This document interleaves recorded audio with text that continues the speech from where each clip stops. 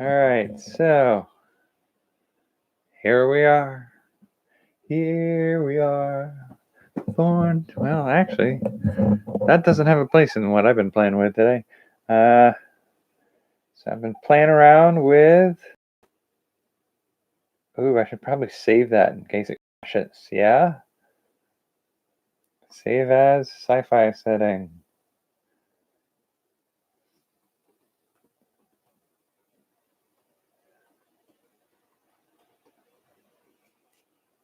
Save as master sci-fi setting.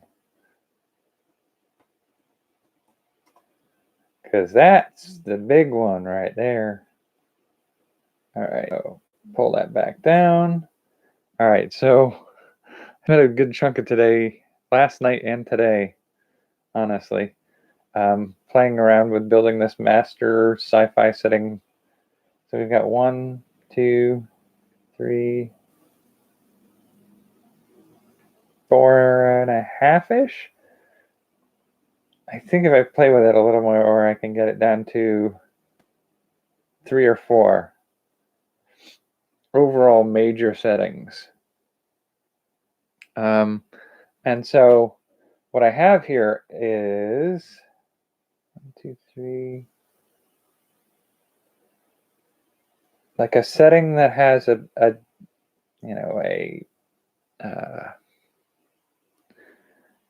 sort of a timeline. Each of these are little timelines that take place and delineate the history of an Earth future, I guess we'd call it.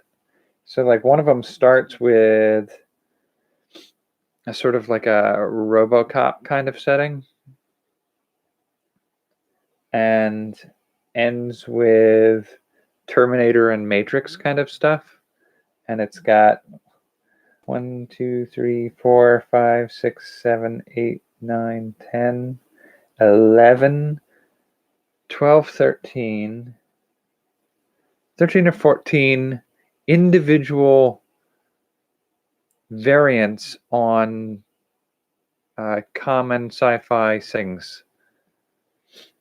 And that's just for the RoboCop to Matrix frame of reference. So anything to do with robots, cyborgs, and whatnot. And then I've got one that's 1, 2, 3, 5, 6, 7, 8, 9 long that has more to do with alien invasion and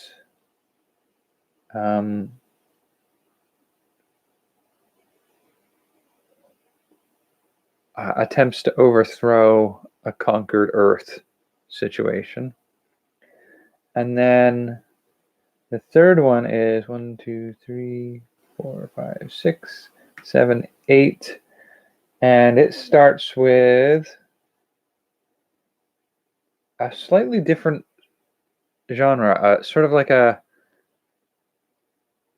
humans removed from Earth and trying to rebuild once they escape their captors out in space. It's sort of like the Lost in Space concept, but it's been paired with the intentionally relocated trope. And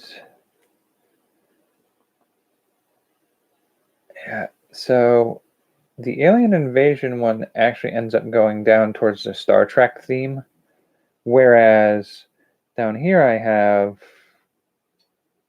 1, 2, 3, 4, 5, 6, 7, 8, 9, 10. 10 stories split into 2 groups, so they're not anywhere near big enough to be feeling like their own setting group, whereas the others are. One of them is, oh, that's true. That one has, so that's 4, 5, 6, 7. So that one has 7. So that's actually pretty close to being a full set by itself. But it starts with a Jurassic Park theme, and actually splits after that. One going in the direction of altered beings, so basically uplifted animals, being used for testing travel through hyperspace.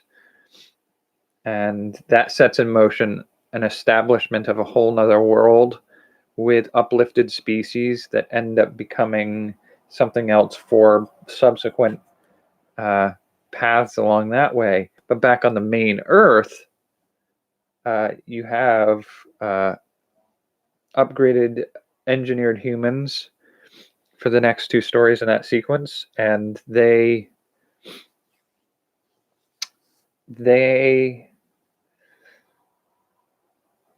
sort of dead end in a space where it feels like there's more that could be done there. And the reason it does that is the next set has what I really look at as being X-Men up through sci-fi psychic abilities into like Star Wars and Dune setting. And so that sort of, those two could potentially fit together, except for it to feel right, the X-Men setting must predate the engineered human setting. So I have to fiddle with that to make that fit right. So I'm playing around with that to try to make it work out right. But I feel like there's a point, I think, where I'm looking back through my previous version of this timeline stuff, that I should be able to scatter them in amongst each other, and it should work out eventually. But I think the other thing that's important here is if I can get it down to the 4 settings, the 4 timelines, I guess we'd call them 1, 2, 3, 4. So basically cyberpunk, alien invasion,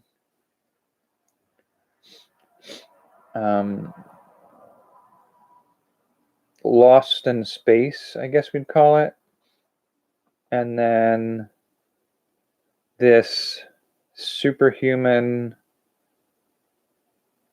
engineered species approach. These 4 paths ultimately should be able to be linked together to form one large whole universe where all of these things take place. And once I've got that worked out, I'm still debating. There's a part of me that wants to do, if you look back at the other video the other day, I talked about how I had, why are you doing that? Why did you just freak out? I don't think I touched it. That's weird. Anyway, I was talking about my previous attempts at science fiction master settings, where I have this one, which is just a conglomeration of my favorite science fiction themes and stories and like fan fiction written for those settings kind of thing. And the other one is completely fabricated in my own head, and is an individual timeline of about 8 or 9 stories from the near future all the way to the distant future. And the thing about it is, like, I feel like, do I want to try to combine it with the one I'm playing with right now? Like the fan fiction universe, like the fan fiction master universe, I guess we call it. If I were to bring my own universe into it, the biggest problem I have with that is, as much as in all of them I try to stick very close to realistic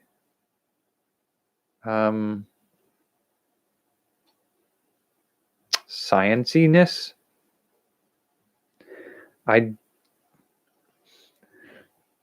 The fan fiction one has, like I said, a sort of a reimagining of Star Wars and Star Trek, and like there's one piece in there for like the Fifth Element. What are you doing?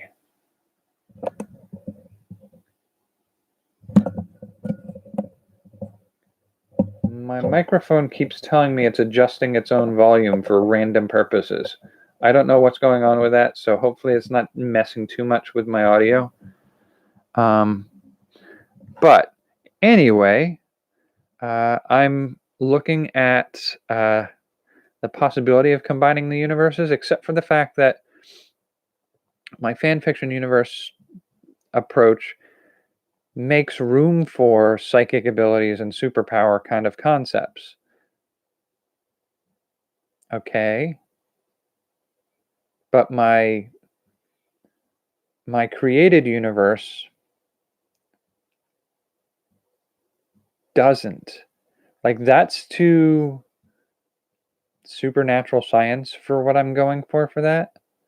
And so I feel like I don't want to stir that into the mix. But as I'm sitting here thinking about it, I do recall, like, in the original series, the one that's original to me, there are, let's see if I can pull up the file for it and just sort of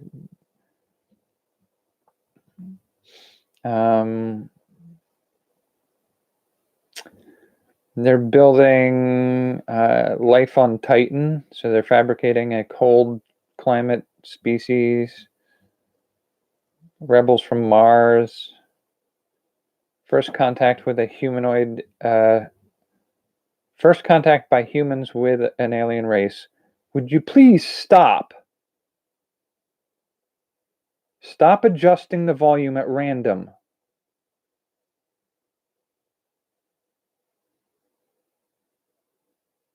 Okay, so first contact made with an alien species.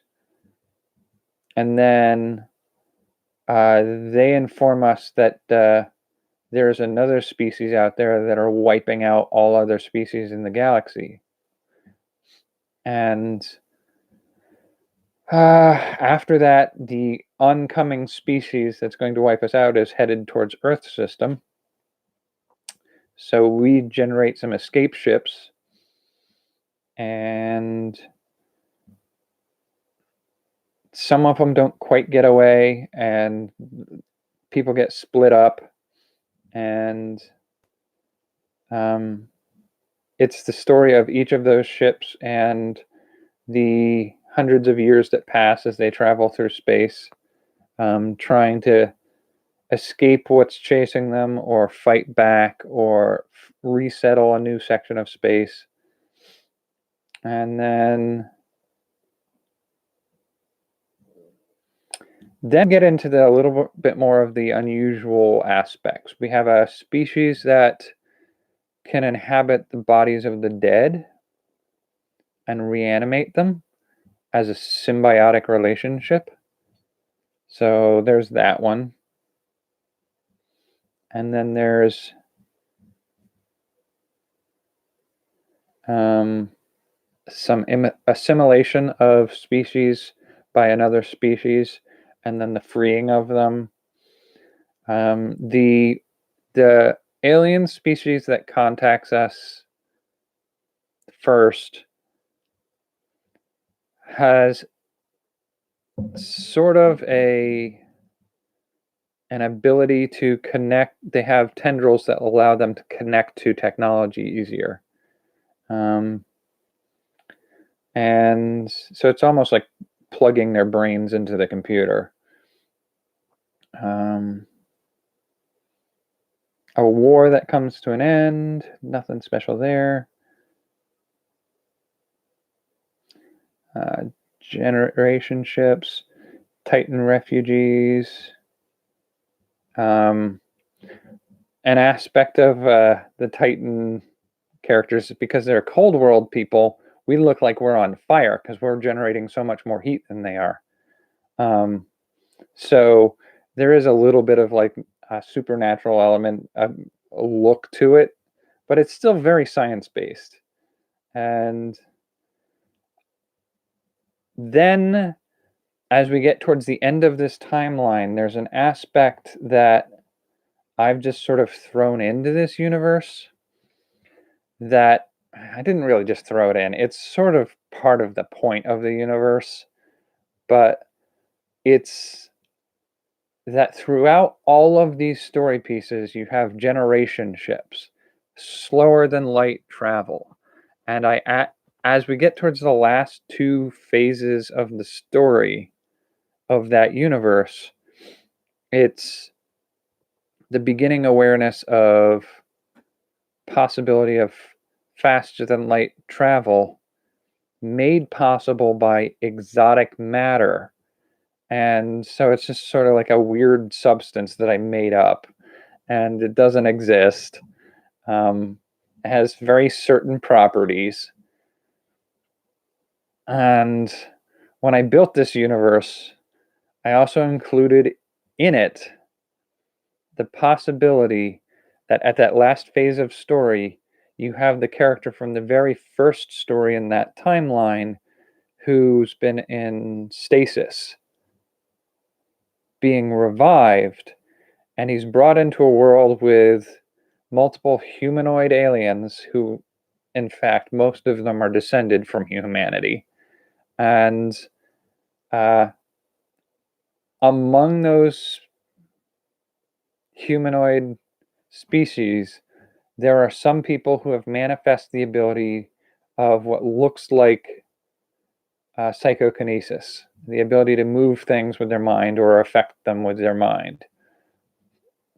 And the main character of that story, he becomes important because the thing that he can affect, everybody gets their own material. One person might be able to affect tin, another might be able to affect titanium or sodium, and what they can do with their element, somebody might be able to affect oxygen. So if they can affect a oxygen content around a flame, they can get it to flare more. Somebody who can affect steel might be able to seem like they're magnetically moving an object around in space, so they might be able to levitate it or project it at a speed, or even to a certain point, handle it to the point where they're using their power to just vibrate it in place until it heats up. So, like, if they can do those types of things, the main character, it's a very Mary Sue kind of effect, but the main character, his element that he can affect is the one that makes the faster than light travel possible. And so I do have some supernatural sort of like psychic power abilities in this storyline, but most of them don't appear until the end of the series. And I feel like the other series has a lot more of that throughout it. And I feel like it would be a mistake to maybe combine them, but I have to think about that a little bit. This is a writing week, so I'll probably be playing with some of that right now, doing some more story writing. And I want to try to do at least a story each day. But I'm not sure I'm going to do them all in the science fiction setting. I might do science fiction setting, fantasy setting that I just played with, and I've been wanting to write some stories for the thrilling adventures of Captain Rita Raygun, the Raygun Gothic stories that or the Raygun Gothic games that I was creating. I wanted to write some stories for that. So that's at least 3 different things I could write in this week. I could possibly write a script for some Cuddle Pop stories. I have another science fiction series that's not involved in any of these. It's actually not really a series. It's sort of a series. It's a trilogy of books that are a collection of short stories each. And I feel like I should maybe work on some of those. So that could be 5 short stories I could work on this week. And then 6 and 7 could be 1 more in each of those. I may not do Cuddle Pop. So I could do Master Sci-Fi, Master Fantasy, the Cyberpunk trilogy, anthology trilogy, yeah. And then Raygun Gothic, that's 4. I might theoretically be able to just do 2 of each. Maybe. We'll see. I haven't decided yet where I'm going to devote the effort on that. Right now, I'm having a lot of fun just trying to organize the science fiction setting. And I'm still really enthusiastic about my fantasy setting. And I've enjoyed working on both of them. And I kind of want to keep playing with them. So those are the 2 big priorities. And the Rita Raygun ones, I think, are ones that I'm interested in going for. So I may end up doing 2 days each for fantasy and science fiction, and 3 days for Rita Raygun in the middle. I can always, later writing projects, I can always revisit the cyberpunk setting, the trilogy. What is it? Starting with the first one is Volksgeist, Zeitgeist, and Weltgeist. And it's a trilogy based around the idea of World War III. And it's a really interesting approach to writing for me, because it stems around the idea of a bunch of individual stories about individual people around the city, the world, and it hinges around some key concepts of interweaving the stories so that we can see how the people affect the lives of each other without it really ever being something they're aware of. Character A from story 1 crosses through story 3 with character B. And it crosses through, minimally influencing it, but giving you a greater sense of the interconnectivity of the people within a city or within the events going on. And so when I built that, it's the lives of 13 people interconnecting with each other. All of them interconnect with each other. And then there's an overstory and an understory. And that the overstory for the first volume is the what I call the Ferdinand event, the thing that sets off the World War. The understory is the story of 3 sort of homeless punk kids and their life in the future and in that setting. And when you reach the end of the first book, the second book has to be set up so that we may see glimpses of characters from the first book, but they're never the focus characters in the second book. It's always like character A from story, or character one.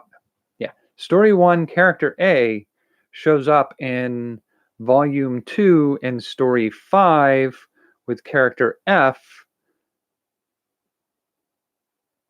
but they don't get an important role. It's they pass that person in the background. And all throughout the second book, there is an overstory and an understory. And the overstory has connections to the overstory of the first book. The third book, again, the overstory does sort of overarchingly connect across the whole thing, separate understories for each, but interwoven character narratives through the whole series.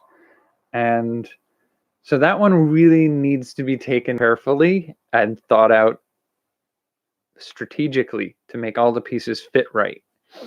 And I'm sort of debating an additional layer of complexity. Well, I guess it's multiple layers of additional complexity to that setting, because I feel like writing them as a series of books would be great. The 3 books in that series. But if at any point I feel like it could be made into a TV series or a movie, I kind of want to use the setting and the overstory of each of the books, but I kind of want to do different individual stories. So for each of the books, it's 13 individual stories, an overstory and an understory. The understories are different. I may do, if I do a screenplay or a stage play or something of that effect for the setting, the individual characters, the 13 episodes per book, would be completely different characters, but I kind of want those characters and the events in their lives to interact with the lives and events in the stories in the book. So in this sense, it would be like, again, story 1, character A, maybe in one of their scenes, they're working at the diner that they work at. And in the screenplay, the characters on story 3 are eating at the diner where character from the book is working. And I was like, this would be an amazing cluster, wound together, tightly woven setting and universe. And I think that level of complexity is a little too much to deal with writing stories as a daily event for a weekly writing project week. So I think I'm going to set that one aside for a little while, but I am kind of really excited to work on it at some point. So I think that really just leaves me with Rita Raygun, Captain Rita Raygun, and my fantasy setting and my science fiction setting. So if I do 2 of science fiction, 2 of fantasy, and 3 of Rita Raygun, that would be 7 stories for the week. And if I'm feeling super ambitious, I might try to do 2 of each day. So that would be 4 fantasy, 4 science fiction, 6 Rita Rayguns. Now they're going to be short stories as I play with these. They're going to be probably in the range of 3,000 to 5,000 words total each. But that's sort of the battle plan for this week. I do realize that I got some events coming up this week that may impede my success at being able to do a lot of writing this week, but I feel like minimum I should be able to do 3,000 words a day. That's only like an hour to 2 hours long. Usually for me. Depends on how well my story's thought out. If I don't care if it comes out good or not, and I just try to get a story out, I could probably do it. We shall see. But yeah, I'm probably going to putz around a little bit more with my timeline and debate. I'm still going to debate as I go through the night here whether or not I want to combine my original universe with my fan fiction-y reimagining universe. The more I think about it, as I get towards the end of it, where people have the ability to mentally control different elements. See, no, like my brain keeps telling me, like, you've got some woo-woo science in there. You could combine them, but it's not. Yes, it's a little more suspension of disbelief, but it makes the entire universe. It doesn't massively disrupt the hard sci-fi nature of the whole universe that I built for that set.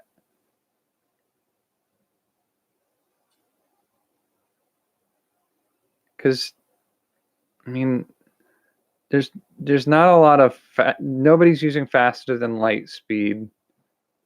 Everybody's using materials that everybody has access to until a new material is found. The reanimating the dead is really something. It's sort of like if you were to be able to make a computer program that could control a body and just destroy the brain of a person inside the body. It's sort of the same thing. It's like putting a thing on life support and giving it a remote control brain.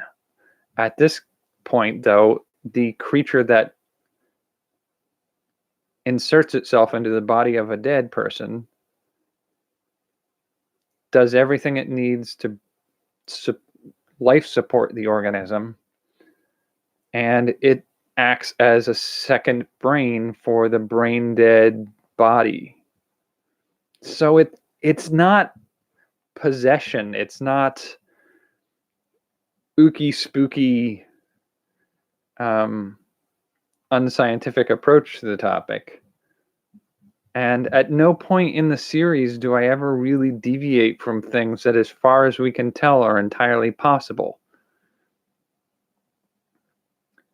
Whereas the other setting is going to involve stargates and some faster than light travel and mind reading, and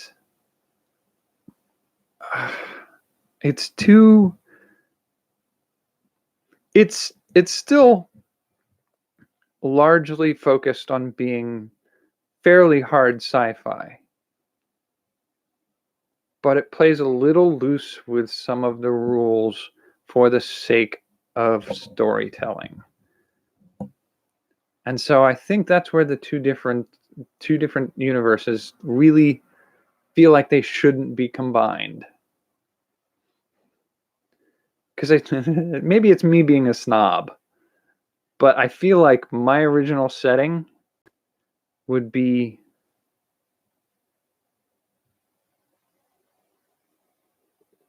I don't want to say decreased, but diminished maybe by associating with a little bit more of science adventure, science fiction.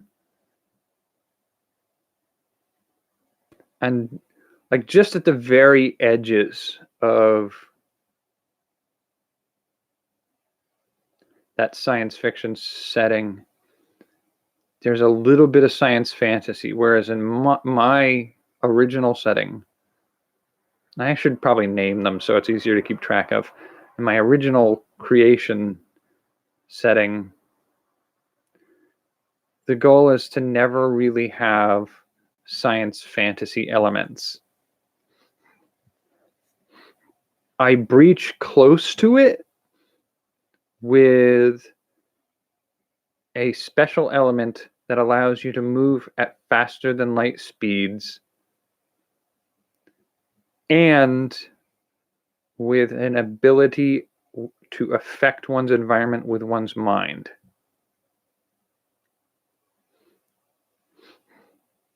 So I feel like but I even explain those relatively well. That mystical element and the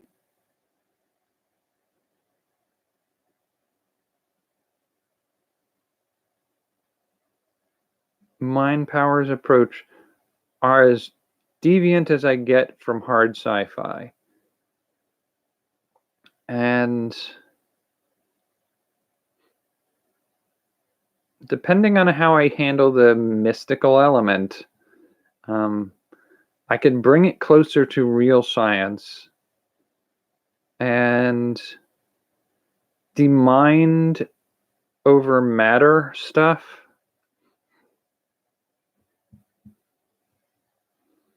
I feel like there's a way, like it's already set up in a way where I'm trying to set it up as it's not something that people just magically have this ability.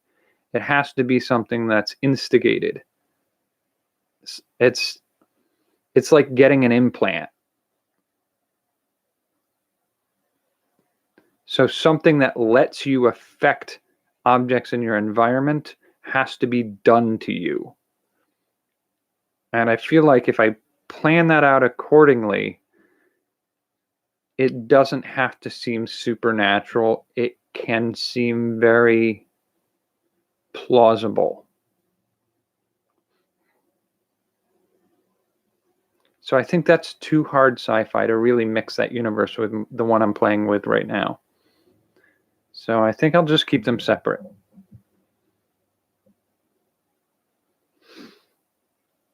As much as it's tempting to try to make one master universe. But then when I later come along and try to do my Volksgeist, Zeitgeist, and Weltgeist series, I guess I'll just call that the Geist series. When I do that one, that's not going to fit in either of those universes particularly well.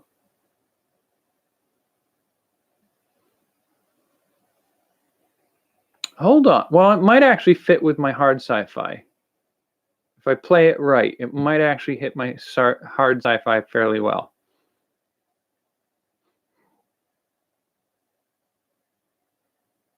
I'll think about that. Rita Raygun does not fit either of these sci-fi settings, though.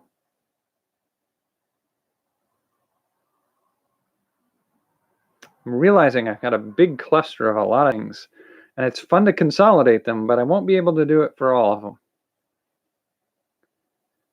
Alrighty, so the plan for now is maybe I won't count today as a writing day. I mean, I've been doing some writing, but that's more outlining. I will see if I can do 2 stories a day for the next 6 days. And I will keep you appraised as to what I manage to do during that time. All right, I think we're at about 38 minutes in, almost 40 minutes, 39 minutes. I think I can call it here. Do a little more putzing around. I think I'm also due for the next round of exercises, which is mildly disruptive, but I will do it anyway because I am sticking to that plan. So I'm going to do that. So I got to do the exercises round next, do a little working on the writing stuff, make something to eat, more writing, more exercise, and then call it a night. Well, I'll probably call it an early day because I probably won't get to bed till probably after 3 a.m. But finish up, and wake up tomorrow and just really get into starting to write when I wake up and just write. See what I can get done tomorrow. Alrighty. Well, thank you for joining me for the evening. Take care of yourself and have a good night. Whew. Starting to get a little warm again. Wonder what the weather's like.